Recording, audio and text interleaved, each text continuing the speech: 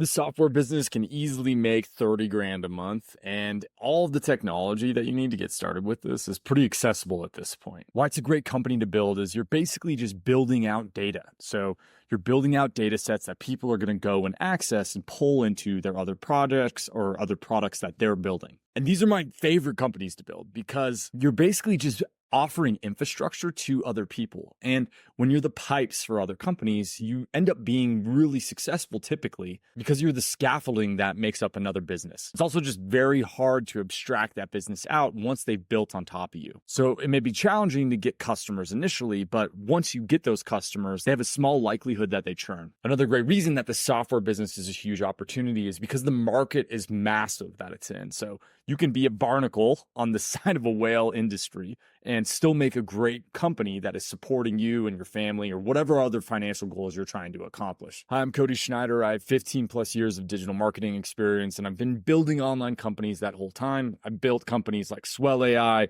like Draft Horse AI, and like landingcat.com. And the business that you're going to be building today is an earnings call transcript API. I'm going to walk through everything related to this from here's the opportunity, what the product should probably look like based off of what's currently in the market, and then also talk about the distribution strategies and how you can build this out effectively. So how I'd verify that this industry, this opportunity is big enough for me to, again, cannibalize a small portion of it, make a great company or product that doesn't have to be massive. It just has to exist, has to pay our bills. I would go and I would look at the companies that are bidding on these keyword phrases, because this typically means that they're profitable and they're doing something in that space, and they're basically validating what we're talking about already. So Seeking Alpha is a great example. I'd go and I would search, okay, what is the revenue for a company like Seeking Alpha? And what you're going to see is that their yearly revenue is at $75 million.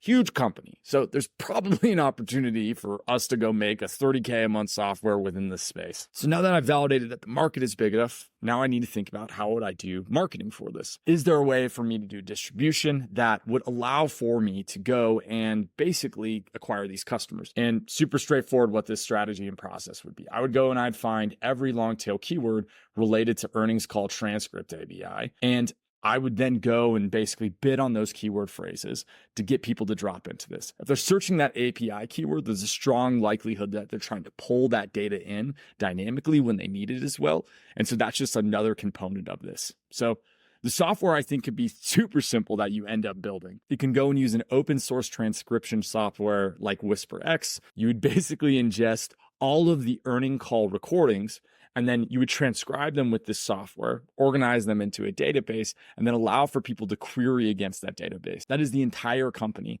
And probably how these other companies charge is you have to go in and get a yearly contract or something massive. What you can go and do is allow for people to download a certain amount of transcripts on a monthly basis for a fee. And so I would at least do the minimum of like $49 a month, probably $99 a month, and then have different volumes or amounts. And then you could have like a higher tier that's an unlimited that they could go and do calls against this. So the next thing that I would try to understand is what are people using this earning call transcript API for? And the reason for that is you're trying to get down to understanding what the product needs to be to provide value to the customer that you're selling this to. So again, I would just go and use something like Perplexity to do research on this space, sentiment analysis, strategic insights, etc.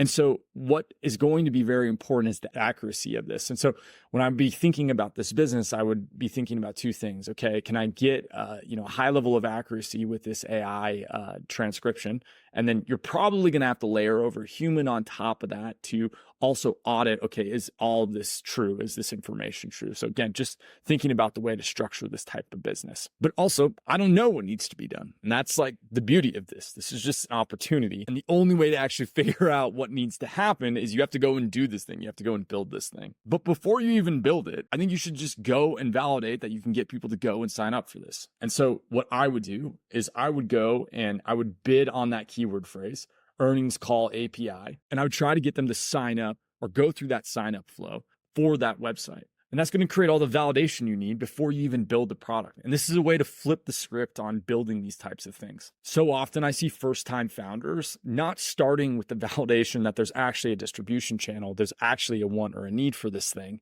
rather than going and building the product. They spend months building the product, and then they find that there's no way for them to sell it. So reverse that, figure out, can I drive traffic to this? Is there a way to even get people to do an action that is a signal that they would sign up or buy this thing in the future? Once you've validated that, then you go build the product. All right, so at this point, you've validated that you can get some search volume, you can get people clicking when they search that keyword, running ads just like this. You can send them to a page, they sign up, and you start building out the product. So using this transcription API, you're going and finding all these earning calls for these companies, and you're turning this into a data set that other people can use. And what naturally is going to occur is you're going to get people asking you for custom outputs or custom things. And then this is a way that you can even expand your revenue into different sources. So if you offer this one service, then they're going to start asking for other things. And this is a classic of how these types of businesses start, especially when they're in these big industries. By just doing one service within a space, it opens the door for you to have other relationships with these types of companies in that community, within that culture. So when we think about starting a business, often the most effective way to get into a market is you wedge in with just a single service offering, and then you expand your pie, you expand what you offer once you've wedged into that market. And it's just a classic mental model to think about the way that we go and approach this. You can't be everything to everyone in the beginning. It's way more effective to be something to a small amount of people to start out. And the final note I want to leave you with is, if you don't understand how to do marketing, but you're great at building product, what you need to do is go and find somebody or go and hire somebody